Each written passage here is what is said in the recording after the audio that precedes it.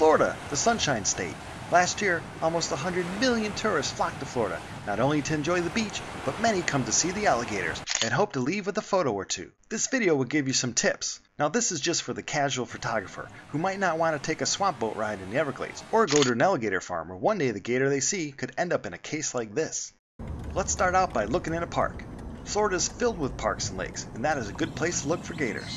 We'll start by scanning the lake and looking for anything that stands out from the flat surface of the water. And here we go, the American alligator, an important reptile predator to have in a healthy wetland ecosystem.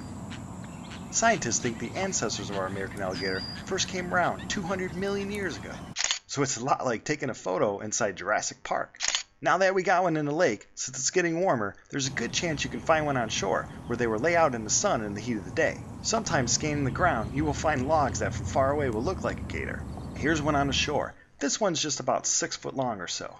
Now they can grow anywhere from 2 inches to a foot per year, depending on their age and habitat. You always want to leave an animal a way out.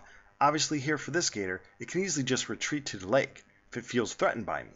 A good rule of thumb for taking photos of wild animals is that you don't want to change its behavior in any way. And if you do, you're too close. As you can see, I'm going to stay a good 20 feet or so away from this one. Florida state law prohibits people from harassing these amazing animals. But I can't tell you how many times when I lived down here, I saw people feeding these animals. You have to let them find their own food.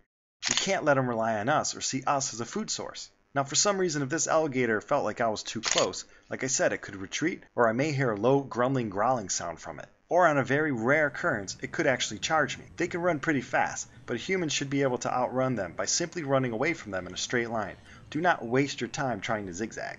Now some tourists might not want to walk around the lake, but they might enjoy a trail. So let's go on one of those. Even though we're looking for gators, it's nice to appreciate all the other animals that call Florida its home. Like this beautiful roseate spoonbill. Spoonbills are one interesting looking bird. Here are some fish that from far away look a lot like a gator, but this is the real thing, a very young alligator. Now since we are on a platform walkway, our shooting angle has changed to almost an over-the-top view. For me, this is my favorite angle, as I try to get as low as I can, but it's fun watching this little guy swim around. I don't think these birds find it too fun though.